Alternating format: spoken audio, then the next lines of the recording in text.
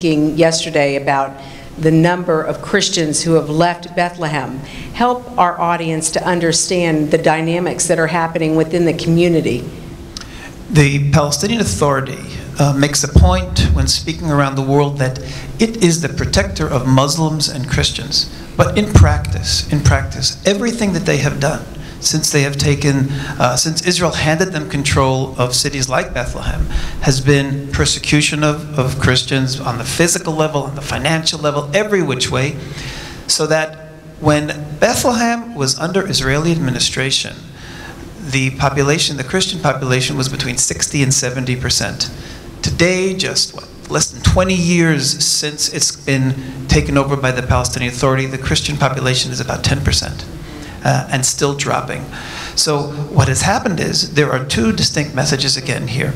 Now, if we may now look at 3 more videos that I brought for you, dealing with how the Palestinian population, specifically now the Hamas, sees this conflict. You saw before about how they see the conflict against the Jews. Now you're going to see that this is not just an issue for Jews, but that Christians are very explicitly being targeted as well for some of the most horrific destiny by the hands of, by the spokespeople of the Hamas. Please. اللهم يا ربنا ويا مولانا ويا سيدنا اهزم أعداءك وأعداء الدين في كل مكان.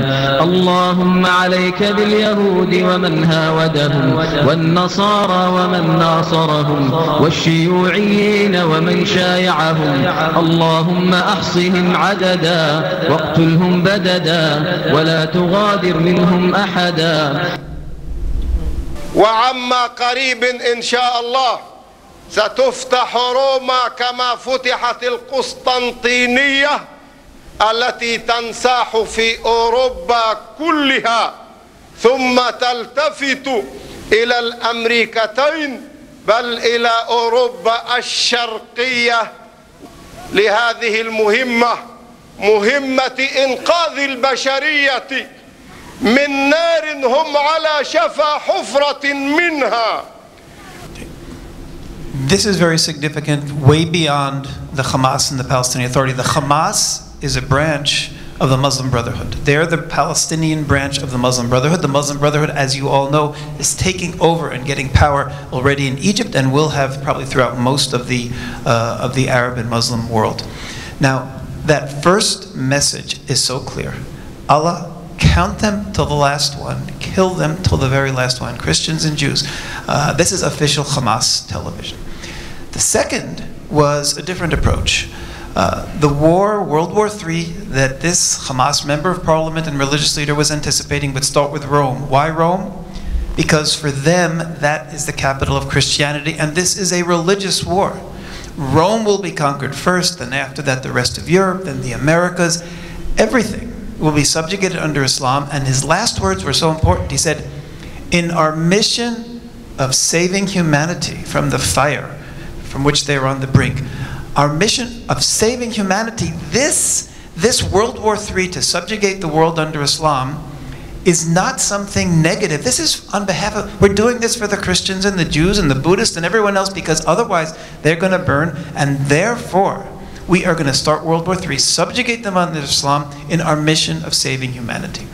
The problem with this ideology, people sometimes say, oh, don't listen to the rhetoric, don't listen to the incitement. This is not incitement, it's not rhetoric. This is a belief, and it is shared by tens and tens of millions, possibly hundreds of millions of people around the world. It's something that must not be ignored. It's very disturbing. Joseph, I'd like to address the next question to you. Itamar just clearly explained to us what we're dealing with Fatah. And Fatah is obviously considered a moderate government by our own administration, worthy of our tax dollars. Could you speak to the funding of our tax dollars going to this organization? You've written a lot about this article. Yes, it's been going on for a very long time. I'm glad you could call on my expertise because I've been involved in this issue for so long. 1980s, I began as a Middle East correspondent. And that was really my first exposure to this world. And I like to say that I went to the Middle East with the same preconceived notions that almost every other American reporter goes to the Middle East with, that, you know, there are two sides. And if we can just get these two sides together and negotiate, we'll be able to work out a deal. And that's not what I found when I got there. But in answer to your question, and in commenting on what you had to say, Itamar, what we saw on these videotapes, this has been going on since Yasser Arafat's earliest days of propaganda. He was really the guy who invented this, speaking, you know, in different languages with two different messages. Back then it was a lot harder to find Arafat being candid in Arabic. We had to go to Johannesburg, South Africa to do it. And after a while we'd catch up with some. Now it's so blatant. Now it's so open on Palestinian TV, and I want to really thank Itamar for the amazing work that he's done. But yeah, think about this. This is all being subsidized with your taxpayer dollars. And you've been subsidizing it, this hate speech, for 30 years. When are we going to say enough of that? When is Christian America going to wake up and say, we're not going to be a part of this? We're not going to be a part of building a Palestinian state whose official position is no Jews are allowed to live there when this new terrorist state is created. We're going to pay for that? Very good, thank you. Mr. Little, I'd like to address the next question to you. We look at the propaganda that's being put out by the Palestinians in the media. I talked earlier about Christian producers, film producers, who are producing counter programs to what we're producing to try to reach Christians with this biblical responsibility. What is the greatest challenge for those of us within the Christian communications world to get this message to reach the Christians before these producers who are producing lies and misinformation out there? It's a continual fight. There's not an appetite for the truth. Dr. Wright was talking about the question is, what is the truth? And we're saying, these gentlemen are, this is the truth. We're seeing it in these pieces. And it's a continual battle to say this is what we are factually, scientifically, technically finding is the correct information.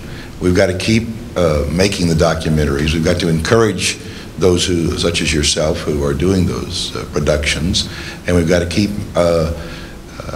bombarding the media with our products. In our case at CBN, we utilize what access that we have through our outlets with our bureau in Jerusalem and other places to gather this same information and put it out through our outlets.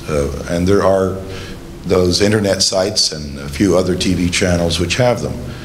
But it's a continual battle that we must fight, and it's part of the ultimate fight that we're in.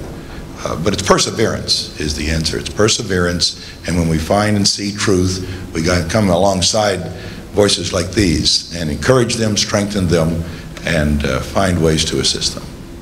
Very good, thank you. Itamar, I have another question for you. Back in November of 1994, we know that Hamas and Fatah signed an agreement in Cairo. That agreement was to establish each side's sphere of responsibility. Fatah would appear as the negotiator with Israel, and Hamas would lead the terrorist attacks against Israel. Why would we assume that Fatah is a legitimate partner for peace? There's no reason to assume that the Fatah and the Palestinian Authority are a legitimate partner in peace. The good news is that when many of the parliaments around the world, when they see this information, parliaments that have been very anti-Israel, we get incredible responses. And as much as we feel all of Europe is against Israel, when we go into the parliaments and we show them these same videos and make full presentations there, we have had success in some of the most difficult places. We are convinced there is a hardcore certain population around the world that is very anti-Israel, and nothing is going to ever change them. But we're also convinced that the overwhelming majority of people who are against Israel, it's because they are absolutely convinced that Israel is at fault, because they aren't seeing these videos, they aren't seeing what's really happening on Palestinian TV. There's a minister in the Canadian government today, his name is Jason Kenney, and last year he was speaking publicly, and then it was published in the newspapers, and he said, I used to think Israel was the bully of the Middle East until I heard a 1-hour presentation from Palestinian Media Watch. Today, Jason Kenney is just about Israel's best friend in Canadian Parliament, and he was turned around.